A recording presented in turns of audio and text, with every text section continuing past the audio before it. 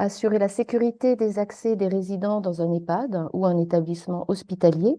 Nous sommes le 21 janvier 2025, il est 10 heures, et nous allons commencer ce webinaire organisé par ConnectWave. Bonjour à tous. Je vais vous présenter ConnectWave. ConnectWave, c'est une association de professionnels de l'Internet des objets, l'IoT, et des technologies sans contact, la RFID, le NFC, le QR code, code à barre. Ce sont des solutions digitales qui amènent des services de traçabilité et d'identité digitale des objets connectés tout au long de leur cycle de vie. ConnectWave rassemble un réseau de 10 000 sociétés avec des professionnels qualifiés sur ces technologies, avec une dynamique régionale, notamment autour de pôles Île-de-France, Auvergne-Rhône-Alpes et la région PACA, où nous sommes basés, où nous avons notre siège à Aix-en-Provence, et des événements et des rendez-vous networking qui permettent de rassembler tous ces acteurs. Donc un réseau d'acteurs de nombreux secteurs, avec le bâtiment, l'aéronautique, l'agriculture, l'énergie, beaucoup dans le retail et la grande distribution, qui utilisent toutes ces technologies. Un ensemble de services que nous proposons à nos adhérents, des actions de communication, de développement d'affaires et d'accompagnement projet. Pour les actions de communication, nous organisons des webinaires comme celui-ci. Nous avons une newsletter mensuelle. Nous mettons en avant nos adhérents et l'actualité des technologies sans contact et IoT sur notre site internet avec un annuaire. Nous avons aussi une communication sur les réseaux sociaux comme LinkedIn pour porter et rendre visibles nos adhérents, des interviews vidéo et des remises de Web Awards. Dans les développements business, nous proposons des tarifs préférentiels à des événements, notamment des salons, des conférences pour des prises de parole. Nous accompagnons nos adhérents pour répondre à des appels d'offres de marché public. Nous proposons aussi des veilles sectorielles sur leurs services et leurs produits. Et puis, nous organisons des rencontres pour générer des affaires, des opportunités. Nous accompagnons aussi les projets avec un petit groupe d'experts qui accompagnent les sociétés, notamment pour des plus petits groupes sur leur stratégie de croissance. Voici quelques événements sur 2025. Alors, nous avons bien démarré ce trimestre qui est déjà bien chargé en événements. Pour les sujets digitaux, nous avons en mai, par exemple, le salon de Barcelone, l'IoT Solutions, le CPEM à Martigues, à Lyon, le SIDO. Et puis, nous sommes présents ensuite en octobre sur le salon IBS Event et en octobre à nouveau au CPEM et Mobility Business. Nos webinaires, donc on a une petite programmation qui se met à jour régulièrement et aujourd'hui nous allons traiter la sécurité des accès aux résidents d'un EHPAD ou d'un établissement hospitalier. La thématique abordée, nous allons traiter les problématiques du secteur médico-social avec un exemple d'installation dans un EHPAD. Et la société STID va présenter son expertise autour du contrôle d'accès et de la traçabilité avec ses réponses technologiques.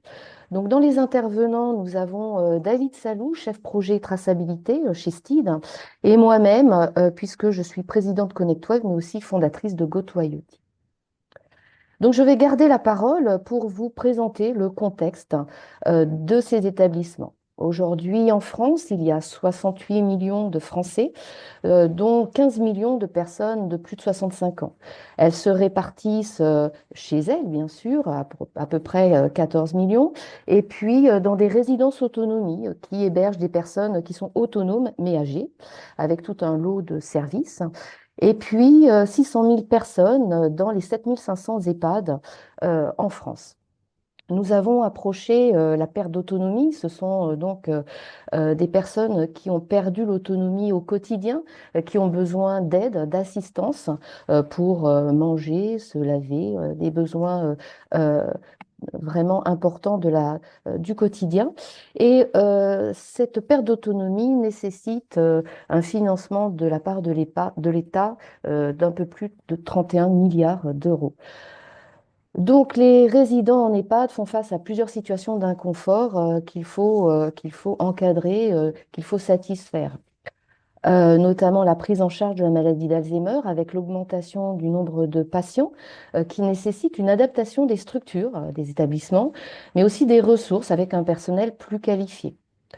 La loi Bien vieillir, qui a été votée le 8 avril dernier, en 2024, qui comprend plusieurs mesures et de nouveaux droits importants, comme la garantie de visite quotidienne, la liberté d'aller et venir sans contrainte, et notamment pour prévenir cette perte d'autonomie, lutter contre l'isolement des personnes et renforcer les droits des personnes en établissement, et mais aussi réguler les EHPAD et leur activité.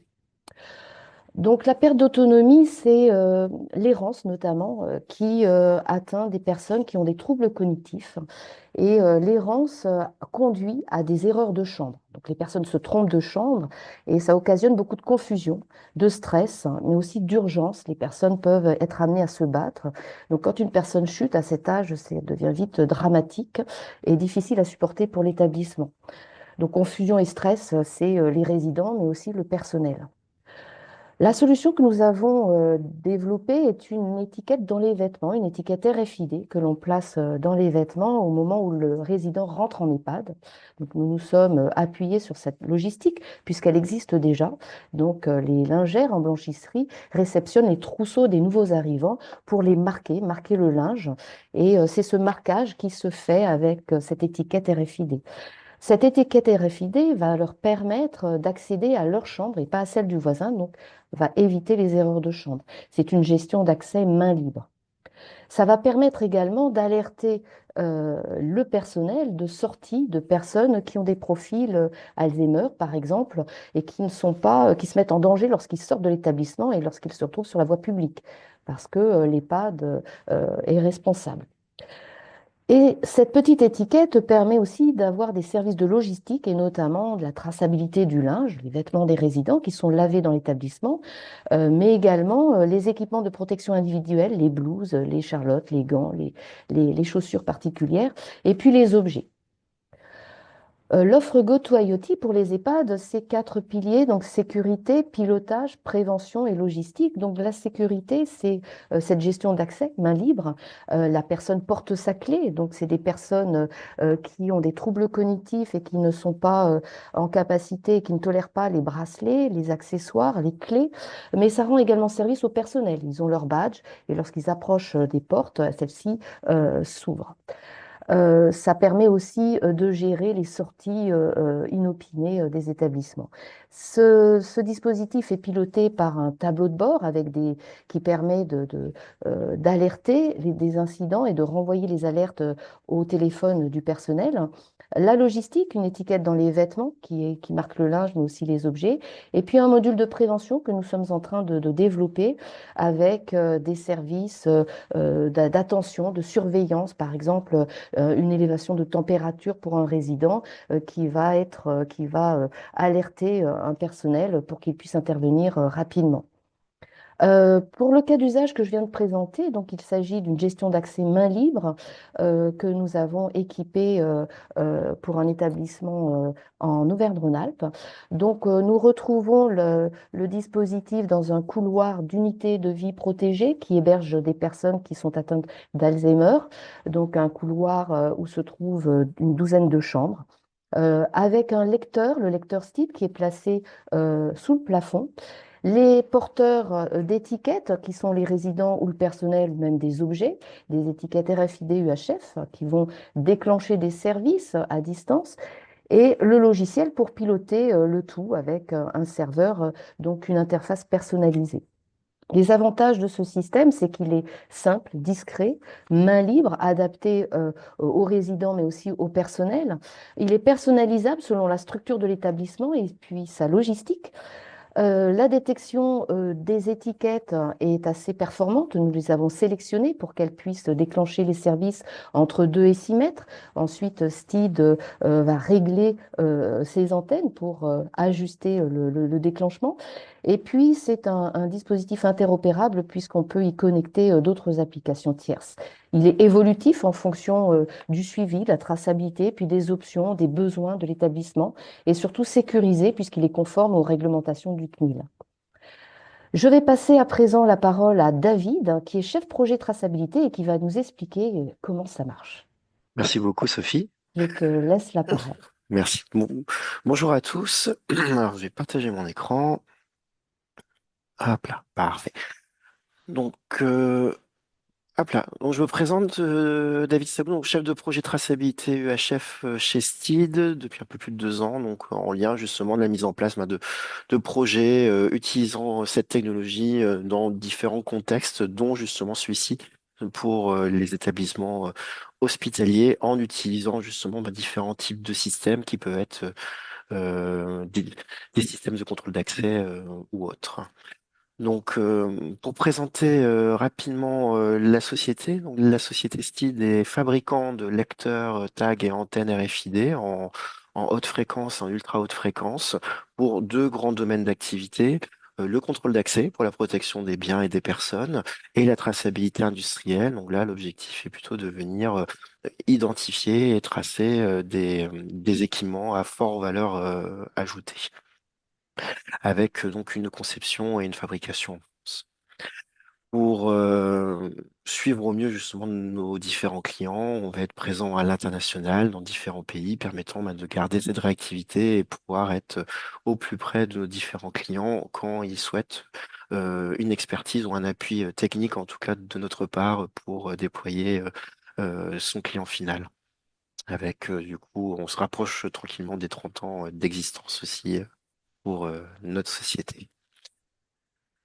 Pour revenir sur le sujet, l'objectif était de pouvoir en tout cas dérisquer deux grandes parties euh, problématiques rencontrées dans les établissements hospitaliers ou les EHPAD, qui est donc l'errance, comme a pu présenter Sophie tout à l'heure, et aussi le risque de sortie inopinée des résidents pouvant entraîner un risque soit de danger pour la personne ou de disparition si jamais on est sur une personne qui peut vite perdre ses repères. Donc l'objectif était de pouvoir trouver une solution qui permet de rester en mode main libre. Donc l'idée, c'est de ne pas créer une contrainte ou en tout cas une action aux résidents. Il faut que ce soit transparent pour eux, on va dire qu'ils soient au courant ou pas de l'existence de cette technologie. Ça peut être vraiment vu comme quelque chose qui n'existe pas pour eux, tout en s'adaptant au mieux justement à l'environnement dans lequel ils évoluent. Donc, l'objectif est de pouvoir trouver des tags RFID qui soient discrets, sur lesquels on puisse l'intégrer directement sur l'événement des résidents, ou même si c'est possible, il y a des fois déjà des EHPAD qui ne sont pas équipés de cette technologie, mais qui ont déjà un contrat avec une blanchisserie qui utilise ce genre de technologie. Nous, on vient vérifier la compatibilité des tags déjà implantés avec le système, ce qui permet de faciliter l'intégration une fois que on souhaite passer à cette technologie. L'objectif aussi, c'est d'éviter les maintenances sur les tags. Donc, comme on est sur une solution passive, on n'a pas de maintenance à prévoir sur les tags en eux-mêmes. L'intérêt aussi derrière, c'est de pouvoir utiliser une technologie qui est compatible avec les systèmes de contrôle d'accès existants. Il y a déjà pas mal d'établissements hospitaliers qui ont leur propre système de contrôle d'accès. L'idée, c'est pas de venir créer une solution parallèle ou autre, c'est de plutôt être capable de s'intégrer au système existant et d'éviter d'avoir N solutions qui restent les unes à côté des autres. Ensuite, l'objectif est de pouvoir détecter les personnes au plus près de la zone de contrôle, soit pour de l'accès à leur chambre, à l'accès à un étage, ou dans des zones un petit peu plus passants, comme des sas de sortie, des portails ou autres, pour pouvoir alerter le personnel soignant ou l'infirmière de garde, comme quoi il y a un résident qui se trouve dans une zone où il ne devrait pas s'y trouver. Pour ce faire, l'architecture va être assez simple. L'idée, c'est que si on veut créer de la détection ou de l'ouverture de porte pour chaque chambre, c'est de venir mettre un lecteur UHF au-dessus de chaque porte des résidents pour pouvoir détecter la présence et réaliser l'ouverture de porte. Ou alors, quand c'est pour des zones, on va dire, de vie, soit sas de sortie ou portail d'accès à l'établissement hospitalier, voilà, plutôt des lecteurs antennes qui vont venir couvrir une large zone pour détecter la présence d'un résident sur ces lieux un peu clés. L'objectif est aussi de pouvoir proposer cette solution en parallèle d'un système de contrôle d'accès classique. Si par exemple le personnel soignant reste sur un système, on va dire, de badge d'accès, eh ben, on peut avoir les deux technologies qui vivent en parallèle avec un lecteur de badge et une ouverture de porte en action volontaire pour le personnel soignant et le lecteur main libre pour les résidents. Pour ce faire, donc, nous, Stine, avec notre expertise et notre rôle de fabricant, on va venir conseiller et accompagner les différents installateurs ou intégrateurs sur le choix des produits, sur l'intégration justement de ces produits par rapport au contexte d'emploi et à l'établissement hospitalier. On peut faire de l'accompagnement et de l'expertise terrain pour valider le bon fonctionnement des lecteurs sur site. Et après, nos lecteurs sont paramétrables avec différents moyens de communication et protocoles pour pouvoir s'interfacer avec les différents systèmes de contrôle d'accès du marché. Là, pareil, le choix du lecteur ou le paramétrage du lecteur est fait en conséquence suivant le système de contrôle d'accès sur lequel on souhaite s'interfacer. Voilà, je vous remercie de votre écoute et je repasse la main à Sophie pour la suite. Merci beaucoup, David.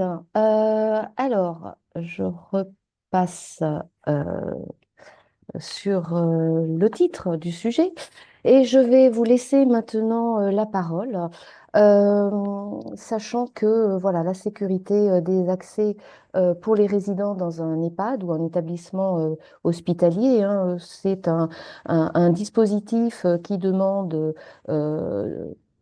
de la personnalisation, parce que en fonction du nombre de portes ou d'espaces à équiper, il faut bien trouver le lieu déjà pour poser les lecteurs, les antennes, hein, mais aussi placer les serrures, les gâches électriques, et également faire euh, se, se rapprocher de l'établissement pour marquer le linge.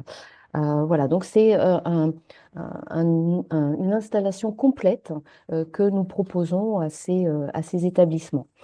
Je vais passer maintenant aux questions-réponses. Si vous voulez nous répondre, nous poser vos questions, alors j'essaie de rebasculer sur l'interface. Voilà. Vous allez au niveau du petit chat qui est en bas de votre écran pour poser vos questions. Donc, je vais commencer à en prendre une.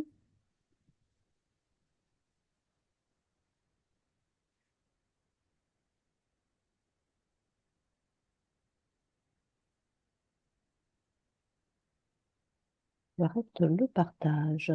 Alors, Donc, la première question que je vois, c'est est-ce que cette solution est disponible pour tous les logiciels à contrôle d'accès qui sont compatibles avec les lecteurs STID? Alors, sur la logique, oui, étant donné qu'en fait, l'utilisation de la technologie RFID UHF, en fait, c'est un moyen un peu détourné, on va dire, de l'utilisation d'un lecteur de contrôle d'accès classique, mais qui, d'un point de vue interface logicielle, se comporte de la même manière. En fait, vous allez déclarer un lecteur de contrôle d'accès HF. De la même manière, vous allez pouvoir déclarer un lecteur de contrôle d'accès UHF qui va faire le même rôle, qui est de venir identifier, enfin, repérer la présence d'un tag et remonter l'information à votre système. Le seul élément que ça va vous demander, surtout si vous voulez garder les technologies HF aussi présentes, c'est que votre système contrôle d'accès soit en capacité de venir gérer de la multi-technologie. Donc pouvoir gérer la technologie HF, par exemple en MyFair Desfire EV3, et la technologie UHF, et que les deux puissent vivre en parallèle. Mais en tout cas, sur les différents systèmes connus et reconnus, on peut interfacer ce genre de situation sans problème. bon, alors justement, à cet effet, nous avons deux questions, notamment comment récupère-t-on l'identifiant des tags? Et la deuxième, comment sont intégrés ces tags sur les résidents? Alors, comment on repère identifiant des tags? Eh ben, en large majorité, on met en fait les tags de la même manière que vont faire les différentes blanchisseries qui ont des marchés avec les établissements hospitaliers. Donc, c'est avec une étiquette RFID qui va être soit cousue ou thermocollée sur l'événement des résidents, sur lequel on va avoir sur le visuel le nom du résident, le nom de l'établissement et potentiellement un numéro. Et le tag va être directement intégré à l'intérieur. Donc, ce qui fait que on va avoir la présence de ce tag sur les différents vêtements du résident, du fait justement de la contrainte, on va dire, qui est déjà imposée pour le suivi blanchisserie présente dans les établissements hospitaliers. L'intégration, après, elle peut être faite soit en lien avec ce projet-là, parce qu'il n'y a rien qui existe actuellement, ou la blanchisserie qui a le marché utilise une autre technologie, ça arrive aussi, hein. Ou alors, si on peut réutiliser ce qui est déjà de l'existant, on ne va faire, entre guillemets, que de l'enrôlement, récupérer les identifiants présents déjà sur l'événement des résidents et les associer avec le système de contrôle d'accès. Alors, il y a une question de Didier. Combien d'EHPAD avez-vous installés avec cette solution et peut-on les visiter? Alors, on se rapproche de la dizaine de mémoire sur le nombre d'EHPAD en France. Après, est-ce qu'on peut les visiter? Ben, là, c'est au cas par cas, je pourrais pas répondre Mm, tel quel. S'il y a en tout cas un souhait de le faire, vous pouvez revenir vers nous et nous, on peut se rapprocher de nos différents clients, voir s'il y a une possibilité de mettre en place une visite, tout à fait. mm, mm. Alors, après, il y a des questions, notamment sur les tags à nouveau. Quelles actions de maintenance sont nécessaires sur les tags? Est-ce qu'ils passent à la machine à laver ou est-ce qu'on peut...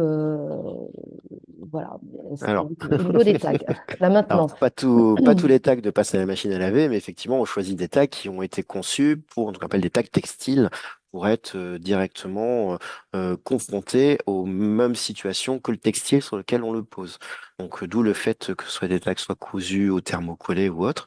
Après, la durée de vie, soit elle est définie directement à la conception du tag, où en fait on définit un nombre de lavages sur lequel le tag ne va pas subir en tout cas de contrat, donc une garantie de nombre de lavages, ou après ça va être une durée dans le temps de retour d'expérience. On voit que sur les tags qu'on utilise, en tout cas, même, enfin, la garantie du nombre de lavages est là parce qu'il faut en mettre une, mais le tag, en tout cas, peut encore continuer à vivre un bon moment, même après ce nombre de cycles de lavage. Les blanchisseries, justement, c'est pour ça que c'est intéressant aussi de pouvoir interfacer avec un système qui est déjà existant. C'est que souvent, derrière, quand ils font les lavages et quand ils identifient un problème d'identification, eh ben, ils ont tout de suite la bonne procédure pour venir changer le, le tac textile au moment où il passe en machine. Une autre question, cette fois-ci, plus sur les lecteurs antennes RFID que vous avez installés sous les plafonds. Euh, voilà, est-ce que dans certains établissements, vous êtes obligé de les disposer différemment? Est-ce qu'ils sont visibles?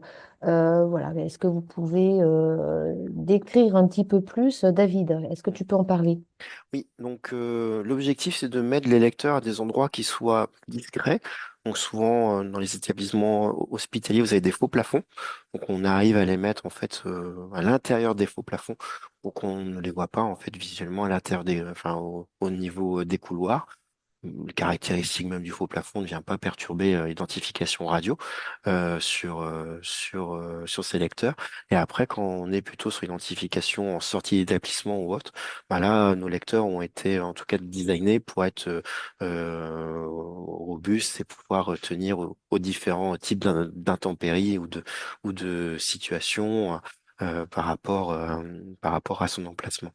Et après, j'avais vu une question qui va aussi dans ce lien-là qui est, est-ce qu'il faut un lecteur d'apprentissage pour récupérer le numéro de badge? Il y a deux écoles, on va dire. Soit vous faites un enrôlement, donc là, effectivement, il faut un lecteur qui permet en fait de venir lire l'identifiant du badge et qui vient vous le renseigner dans votre système.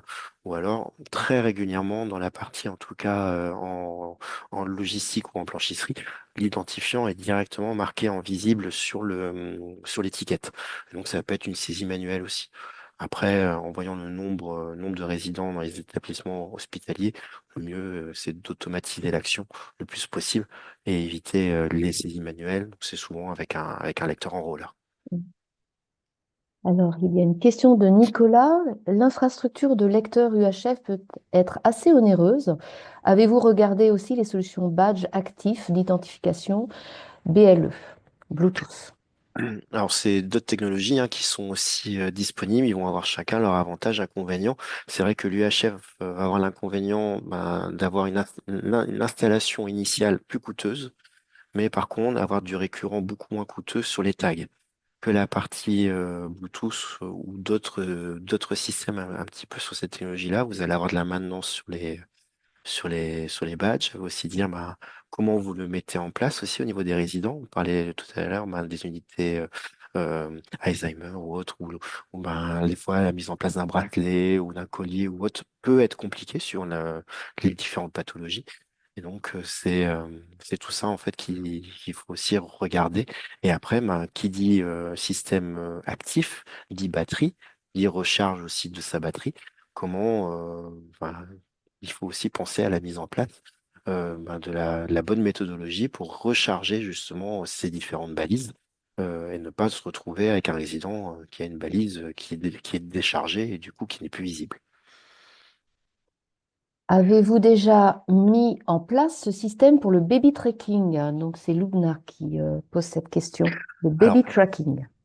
pas encore, mais c'est un sujet qui on commence à avoir des demandes entrantes pour venir identifier les berceaux ou les bébés, mais il n'y a pas encore eu de déploiement de fait, en tout cas à l'échelle enfin, au sein de STID là-dessus. Mais on sent qu'il y a un sujet aussi là-dessus pour les services de néonatologie pour venir enfin, sécuriser la présence des bébés sur ces services.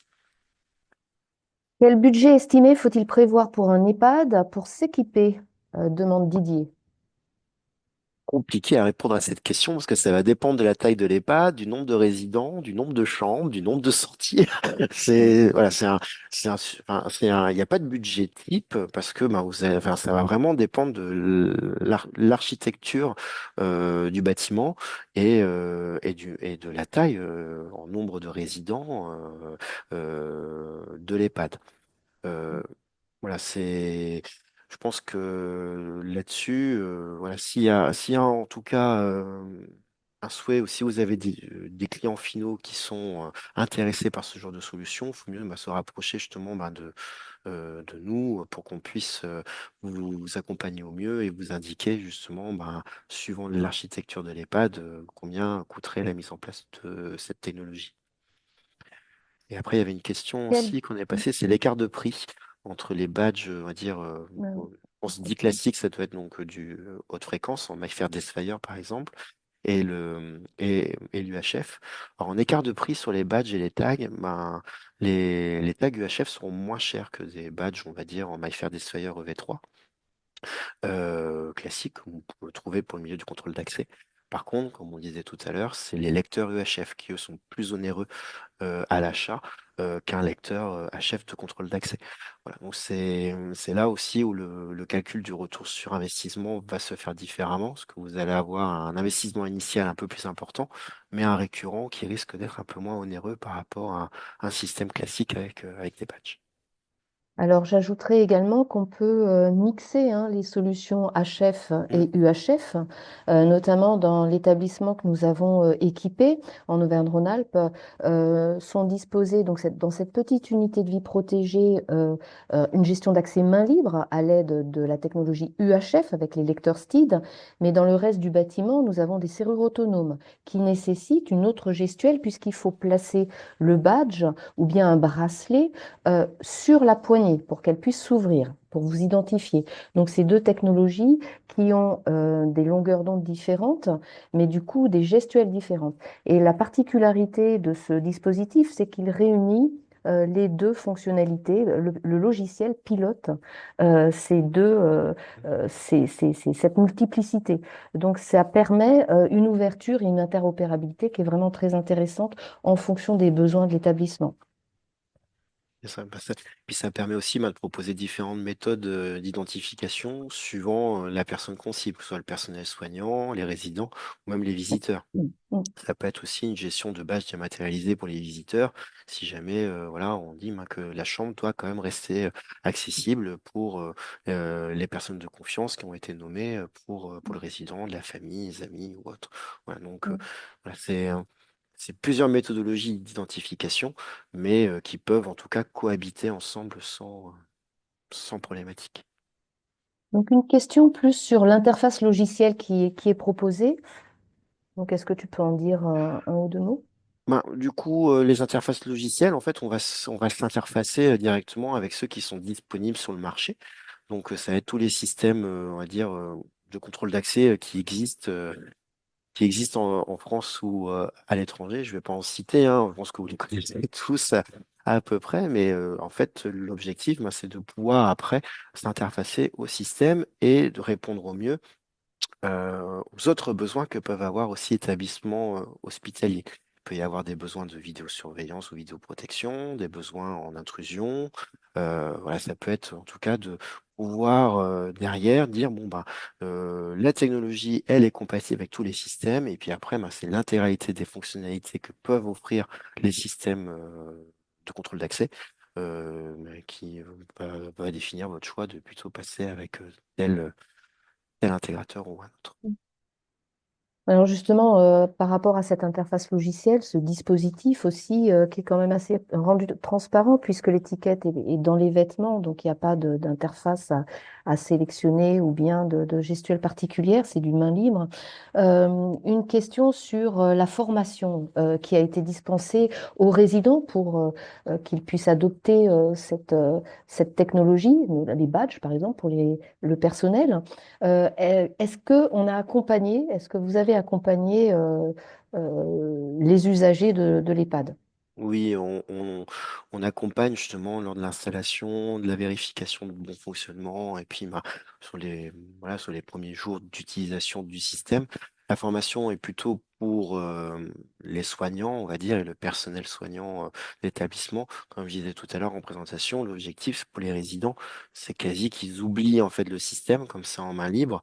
Ils ont pas ou très peu en fait d'interaction à savoir et à connaître pour que ça puisse fonctionner. Mais dans tous les cas, on fait quand même euh, de la dispense d'informations ou d'enseignements aux résidents qui le souhaitent. Mais en tout cas, cette partie-là n'est pas, c'est pas cette partie-là qui est la plus primordiale. Par contre, pour les personnels soignants, oui, bien sûr.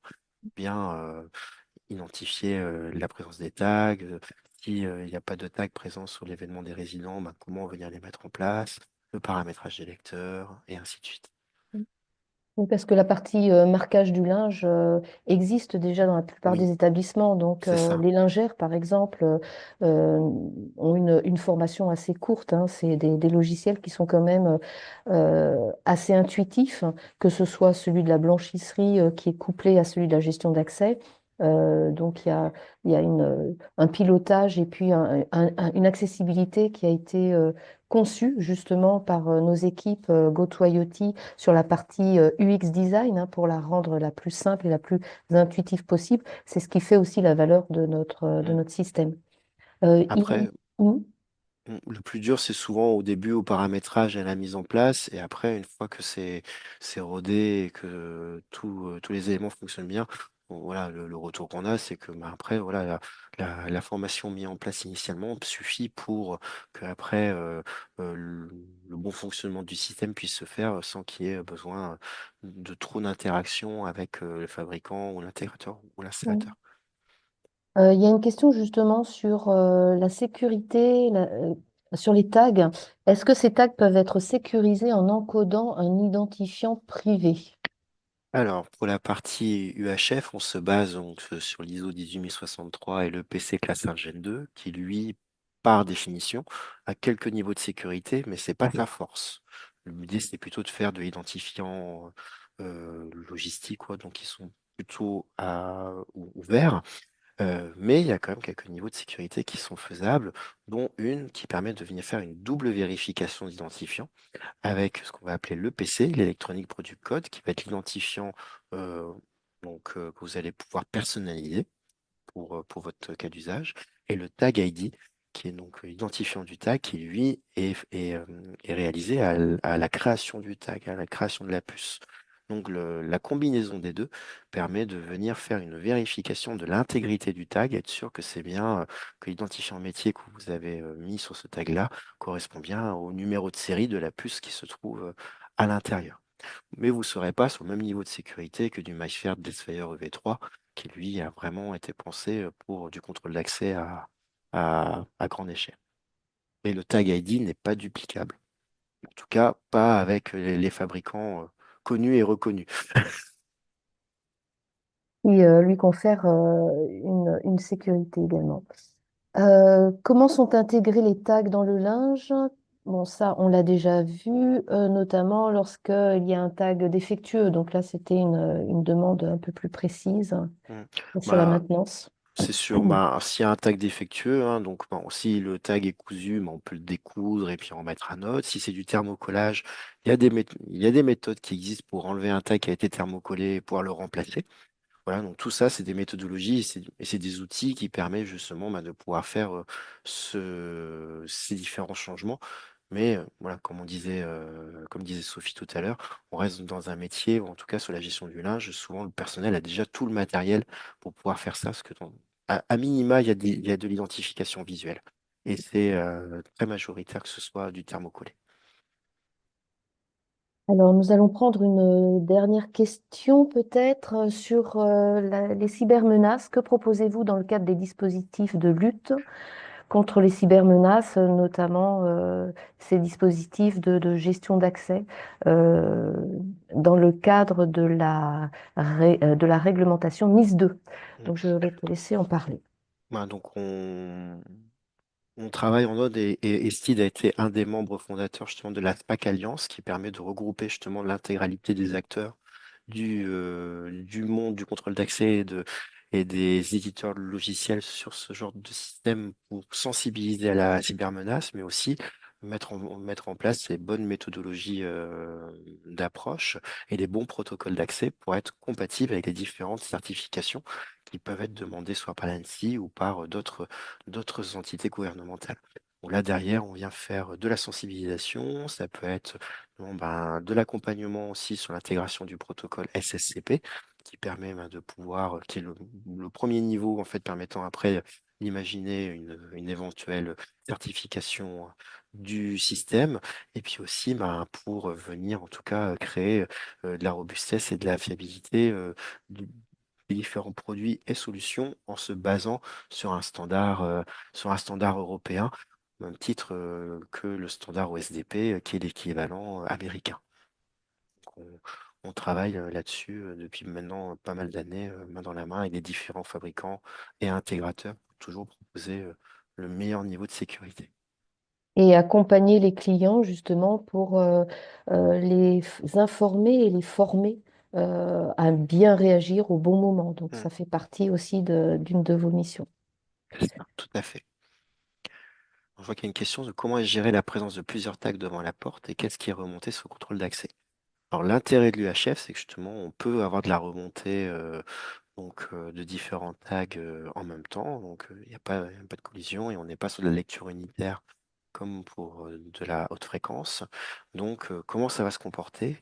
Ben, tous les identifiants différents qui sont lus sur le lecteur vont remonter au système de contrôle d'accès. Et puis après, ben, s'il y a un des identifiants présents dans la zone qui est autorisé à rentrer et à ouvrir la porte, ça ouvrira la porte.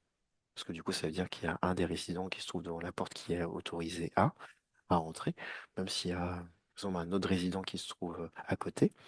Et par contre, ça veut aussi dire, bah, si jamais vous êtes plutôt dans des zones de sas de sortie ou de portail d'accès au bâtiment ou autre, et ben, bah, si vous avez plusieurs résidents qui se trouvent dans la zone au même moment, la remontée va être que vous allez avoir l'intégralité des différents résidents qui se trouvent dans la zone remonter vers le système de supervision. Donc là, vous n'aurez pas comme quoi il y a un résident qui a été détecté dans la zone, mais deux, trois, quatre, suivant ce qui a été remonté.